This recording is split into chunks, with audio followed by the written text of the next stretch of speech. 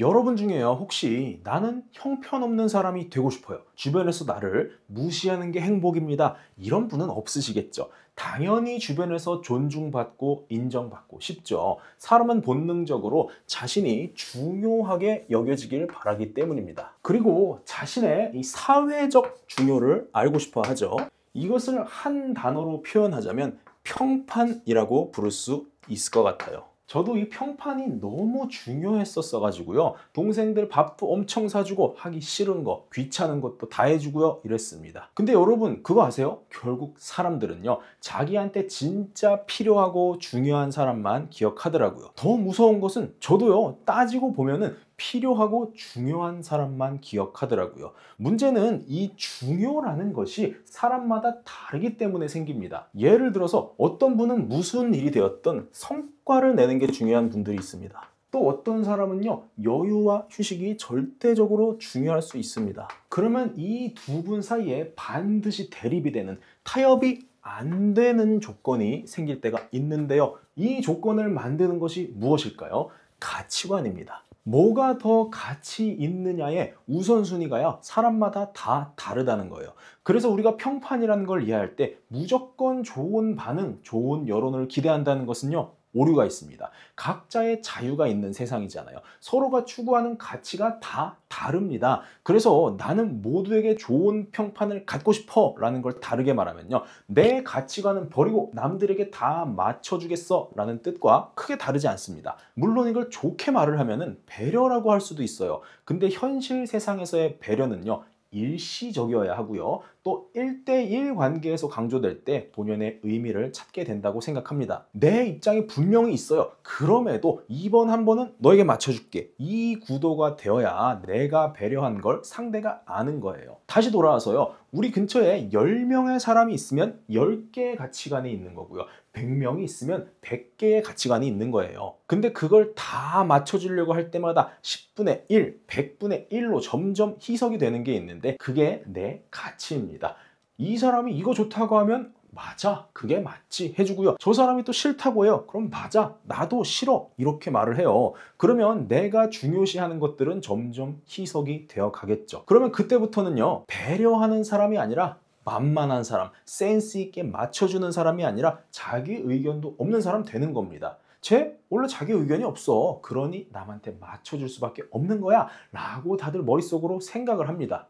그리고 내가 그 행동을 반복하면 반복할수록요, 더 많은 사람들이 나를 만만하게 보니까요, 나는 점점 중요하지 않은 사람으로 평판이 만들어지겠죠. 이 과정에서요, 내 진짜 내면은 그런 게 아닌데, 좋은 뜻으로 했는데, 이것은 별로 상관이 없는 이야기입니다. 어차피 내 속을 들여다볼 수 있는 사람은 세상에 없습니다. 사람들은 내가 보여준 대로 볼 수밖에 없어요. 그래서 내가 원하는 평판을 만들고 싶다면 나를 바라보고 평가하는 그 집단을 한정을 해야 되고요, 내가 잘 보이고 싶은 그 유형들을 제한을 해야 됩니다. 다르게 표현하자면 내 가치관과 이미 유사한 속성을 가진 집단, 어차피 그 사람들만 내 가치를 제대로 이해할 수가 있다, 이렇게 생각을 하시고 범위를 축소를 해야 됩니다. 그렇지 않으면 결과적으로 내 진짜 원하는 것이 무엇인지, 이 가치 체계가 점점 분산이 되고 흐려져서요, 사는 게 점점 모호해지고 나조차 내 행방을 이해할 수 없는 그런 방향으로 가게 됩니다. 누가 그런 사람을 좋게 보겠어요? 그냥 호구로 보는 거죠. 그런데 이렇게 축소되고 제한이 된 집단이라고 할지라도 평판이란 걸 하나씩 뜯어보기 시작하면요, 결국에는 개개인의 판단 하나하나가 모여서 만들어진 것이기 때문에 정확하다, 고정된 것이다, 이 속성하고는 매우 거리가 멉니다. 쉽게 말해서 남이 나를 어떻게 생각하는지는 온전히 그들의 시각일 뿐이라는 거예요. 한 인간을 제대로 평가한다는 게 생각보다 쉽지가 않습니다.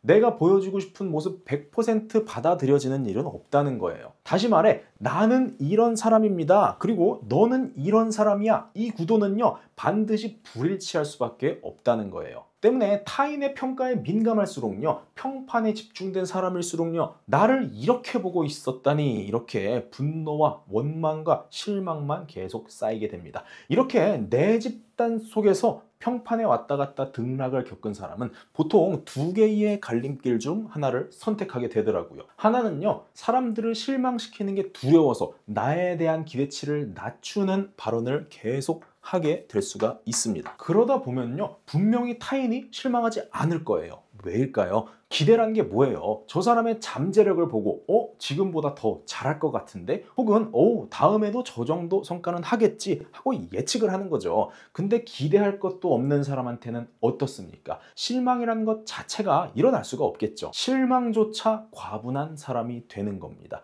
그게 무시당하는 사람이 되는 방법입니다. 반대로요, 좋은 평판을 가지고 싶어서 있지도 않은 능력을 부풀릴 수도 있겠죠. 목도리 도마뱀이 어떻게 합니까? 실제 모습보다 커 보이려고 목에 있는 장치를 확장시키죠. 근데요, 사람은 짐승하고 다릅니다. 평생에 한 번 마주치기 때문에 한 번의 위기만 모면하면 되거나 싸우다가 잡아먹어서요, 한쪽이 없어져 버리는 그런 사회 형태가 아니죠. 계속해서 마주치고 그 사람의 정체를 알 수 있는 기회들이 항상 열려 있는 게 지금 세상입니다.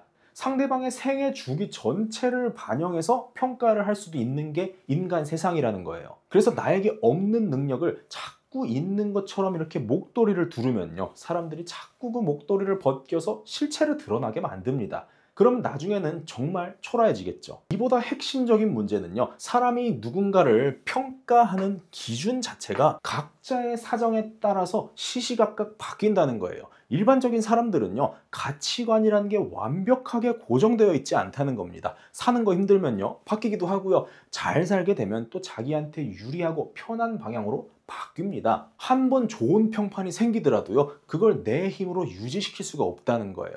평가의 주체가 되는 타인의 상태가 계속해서 바뀌기 때문입니다. 때문에 남을 기준으로 내 행동을 조정을 하기 시작하게 되면 그 기준이 시시각각 바뀌기 때문에요, 방향성 있는 성장을 하지 못하고요, 제자리에서 삥삥 돌기만 하게 되겠죠. 더불어서요, 주변에 어떤 사람이 있는가에 너무 큰 영향을 받게 됩니다. 진짜 위험한 것은요, 평판을 조작하는 사람이 반드시 주변에 있다는 겁니다. 거기 휘말리면 인생 꼬이게 되는 거예요. 왜 꼬이게 될까요? 여러분, 평판을 만드는 방법은요, 꼭 내가 성장을 하거나 좋은 태도를 보이는 방법만 있는 그런 게 아닙니다.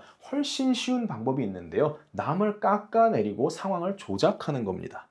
어차피 사람은요, 상대적으로 사람 간의 격차를 보고 잘했네, 못했네, 이런 겁니다.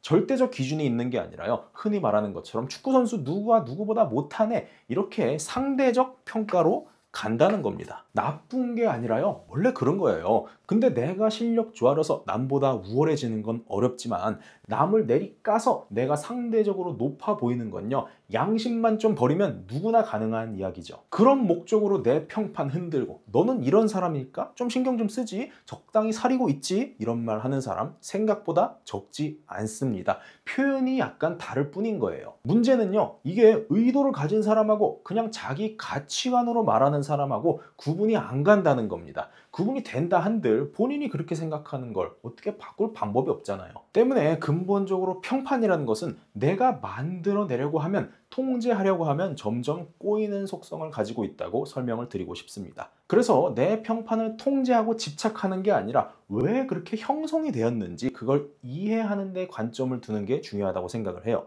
부정적인 평판이든 긍정적인 거든 나한테 뭔가를 봤기 때문에 말이 나오는 겁니다. 그걸 인정하기 시작하면 이때부터는 골치 아픈 문제가 아니라요, 명료한 선택의 영역으로 넘어오는 겁니다. 무슨 선택일까요? 나에 대한 수근거림을 인정하고 개선을 해볼지, 그냥 거부하고 무시할지입니다. 이때 뭘 기준으로 수용할지 거부할지 이걸 선택하는지가 정말 중요합니다. 내 가치관을 가지고 선택을 하는 거예요.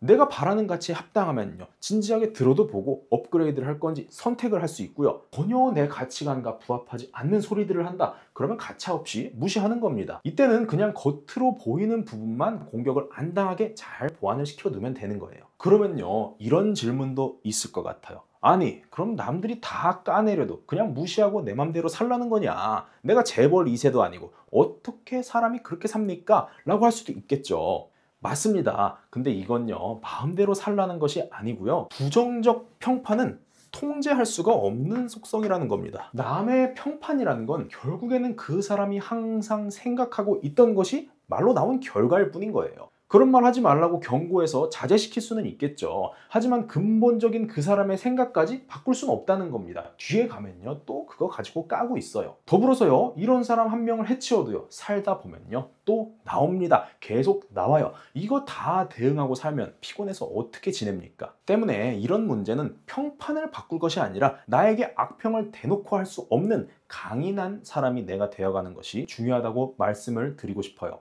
그 사람이 나를 안 좋게 생각하는 거요? 자유입니다. 생각하지 말라고 하는 게 더 큰 문제인 거예요. 근데 그걸 입 밖으로 표현을 한다면 그때부터는 그 사람의 문제인 겁니다. 기본적인 도덕관이 형성이 덜 된 거겠죠. 이건 내가 맞춰줄 부분이 전혀 아닙니다. 일방적으로 상대가 고쳐야 되는 거예요. 이걸 분명히 해야 한다는 거예요. 여러분도 아시겠지만 세상이 그렇게 만만한 곳이 아니기 때문에요. 도덕성이 심각하게 결여된 사람, 뒷말 퍼뜨리고 다니는 사람이요, 끝까지 살아남기가 어렵습니다. 이 사회 질서를 믿어볼 필요가 있다고도 권해드리고 싶어요. 물론 우리가 악평에 의한 부정적인 감정이 들면요, 굉장히 불쾌합니다. 그리고 그 내용 중에는요, 가당치 않은 것들도 상당수 있어요. 이렇게 부정적 감정에 치명상을 당했는데도 억지로 못 본 채 하고 외면하는 건 그렇게 좋은 것 같진 않아요. 왜냐하면 부정적인 사람, 나를 싫어하는 사람은 인생 전반에 걸쳐서 새로운 인물로 등장할 것이기 때문에 이때도요, 악평의 통제가 아닌 부정적 감정에 대한 이해와 내성이 더 중요하다고 생각합니다. 내가 왜 불쾌와 분노를 느꼈는지를 자각하고 이해하는 방법을 아는 것이 중요하다는 거예요. 우리가 왜 비난에 대해서 이렇게 불쾌할까요? 그건요, 어느 정도 맞는 말이 섞여 있다고 생각이 돼서 그런 겁니다.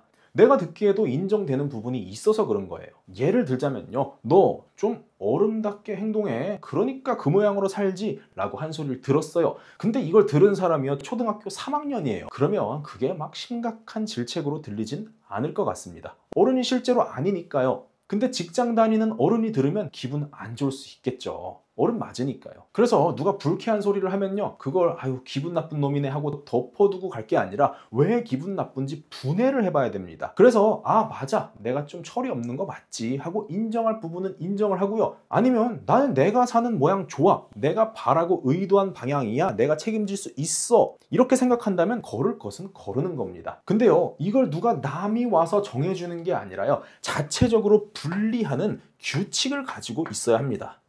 그래야 내가 바라는 방향으로 계속해서 갈 수 있다는 것이죠. 그리고 그 분리 규칙이 가치관이라고 말씀을 드리는 겁니다. 그래서 내가 원하는 것, 바라는 것이 확실하면요, 주변 평판이 그렇게 중요한 가치가 아니게 됩니다. 나를 한쪽으로 치우치지 않게 해주는 피드백으로 여길 나만의 해석이 생기는 거예요. 그래서 주변 말에 휘둘리고 살지 마시고 내가 진짜 원하고 있는 그 가치는 뭔지, 이거에 대한 질문을 찾아가시는 그런 올해를 보내보셨으면 좋겠습니다. 이 채널에 그 고민의 방향성을 제시해주는 영상들이 많이 준비되어 있으니까요, 구독하셔서 천천히 살펴보시면 좋겠습니다. 당당하게 자신의 가치를 찾아가는 여러분 되기를 응원드립니다. 여기까지 영상 시청해주셔서 감사합니다.